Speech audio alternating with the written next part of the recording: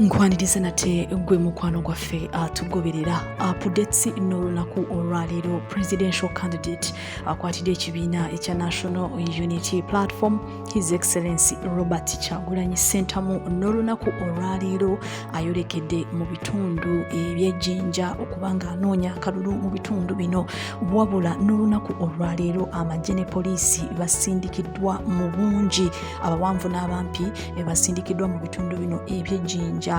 Wabula olunaku olwaleero amagye agasindikiddwa gabadde ga njawulo ku magye aga bulijjo agabadde gasindikibwa mu campaigns z'omukulu Kyagulanyi Ssentamu.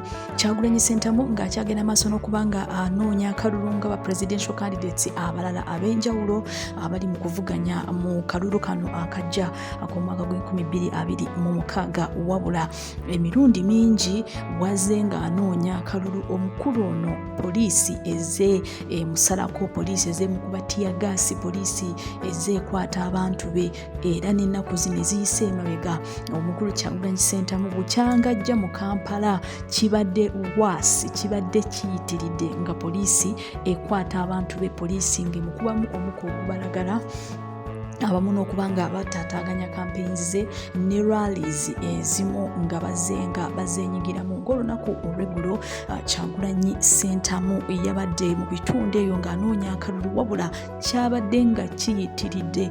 Omukulu Kyagulanyi Ssentamu kyamususeeko we yabadde mu Kayunga district ng'anoonya akalulu mu bitundu bya Bale constituency.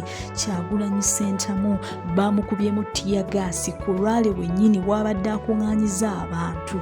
Gye buvuddeko omukulu Luseke Kituuma yavuddeyo n'alabula ba presidential candidates abakola enkuŋŋaana nga bali mu kkubo nga batambula ate nga bwe bakampeyinga. Omukulu yavuddeyo n'asaba abo abakola zi campaigns ezo ez'omukubo bazikomye, era omukulu n'asaba Kyagulanyi Ssentamu specifically okuba nga rallies zino azikomya. Era omukulu yavuddeyo n'alabula, wabula ekisinga okwewuunyisa olunaku olw'eggulo poliisi yalabiddwako ate mu kifo we badde bategese okuba nga bakuŋŋaanira, mu kifo wennyini omukulu Kyagulanyi Ssentamu bwe yabadde nga ali mu kunnyonnyola abantu be manifesto n'okubajjukiza nti kubeera wano, amateeka gamanyi tulina okubeera wano, bazze baziba amakubo tuleme kutuuka mu budde, naye ne bwe tutuuse bali mu bakuba tiyagaasi, naye muswadde nnyo laba ebikolobero bye bakola. Temuggyako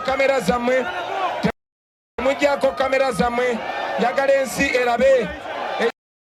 Uganda Police Frank Mwesigwa yabasindise bamekinga sure Kyagulanyi tayogera n'abantu, naye bannange muli banna Uganda, ebyo byonna bagenda bikola, naye tujja kuwangula. Kati kambasabe muveewo, nze kansigalewo bakole ebikolobero ebyo. Nisabye Abakama, the world is watching you. We are here legally, but what you're doing to the people is against the law. That is what the Uganda police is doing.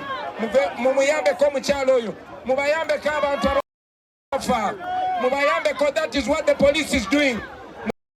Mubayambeko tebafiirawo. Oyo gwe bakubye amenyeso okugulu muyambeko. Oyo mukadde musituleko. Oyo mwana tembalinya. What a shame. What a shame. What a shame. What a shame. But I'll tell you one day we are going to be free. Banange mubere bagumu ne bamandera babakola bwe batyo naye bawangula. Abantu b'Ebale ekyokola mwe kimanyi obutiitiizi bwa poliisi bwa buswavu nnyo. Shame upon you. Shame upon you. Shame upon you, Frank Mwesigwa. Shame upon you, Museveni. Shame.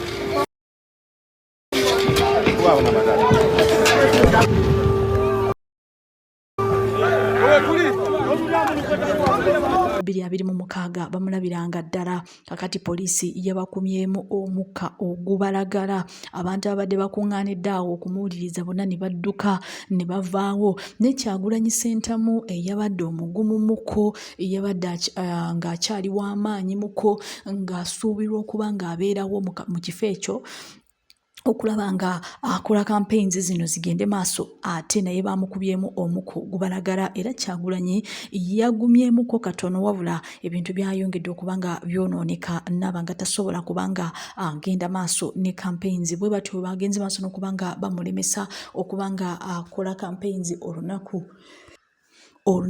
olw'eggulo kakati n'olunaku olwaleero ng'omukulu ayolekedde mu bitundu by'Ejjinja Kyagulanyi Ssentamu nate apoliisi n'amagye gamusazeeko wabula ku mulundi guno abaze bakambwe muko poliisi n'amagye abawerekeddeko Kyagulanyi Ssentamu babadde bakambwe muko si ba bulijjo era olunaku olwaleero kyakutokota nga si kisaanikire mu bitundu by'Ejjinja nga baze nga bakambwe olunaku olwaleero bano si ba bulijjo bano abamusindikiddwako si ba bulijjo kino kyongedde okubanga kikakasa nti waliwo okutya kungi nga regime erina okutya oba President Museveni alina okutya kungi mu kalulu kano akajja ak'omwaka gw'2026 omukulu Kyagulanyi Ssentamu olunaku olw'eggulo yavuddeyo nate n'alumiriza Frank Mwesigwa okubanga yali mabega w'okusindika abajaasi bano ne poliisi okubanga bataatanganya campaigns ze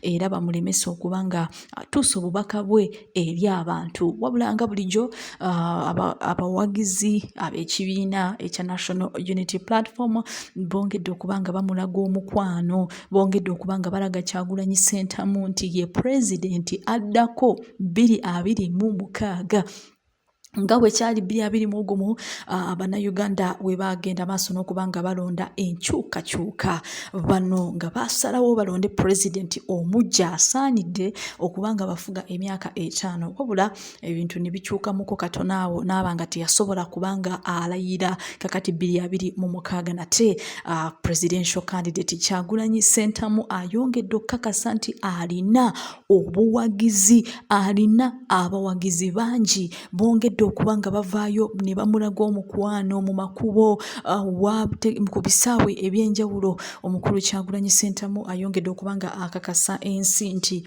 alina abawagizi bangi abamuli emabega era nga bano bona bamulaga nti 2026 bajja kubanga batiikinga umbrella era nga bano balindiridde Uganda empya bulijjo gy'abasuubiza Uganda empya bulijjo gy'agamba nti gy'ayagala okubanga aleetera Bannayuganda 2026 bagirindiridde wabula n'olunaku olwaleero bo ab'ebyokwerinda bongedde okubanga beeyiwa mu bungi mu bisaawe ebyenjawulo nga bano bona Kyagulanyi Ssentamu waali mugenda maaso n'okubanga akampeyingira ne mu makubo road blocks zaafuuse dda road blocks era abasirikale obalaba nga tebakkiriza bantu kusala kusembera kubo era omusirikale ng'akutte mundu yeebikiridde bulungi tosobola kulaba face nga bano bonna be bali mugenda maaso n'okubanga balemesa abantu okutuuka ku kubo okulaga omukwano b'obuwagizi eri presidential candidate omwagalwa w'abangi. Stay tuned.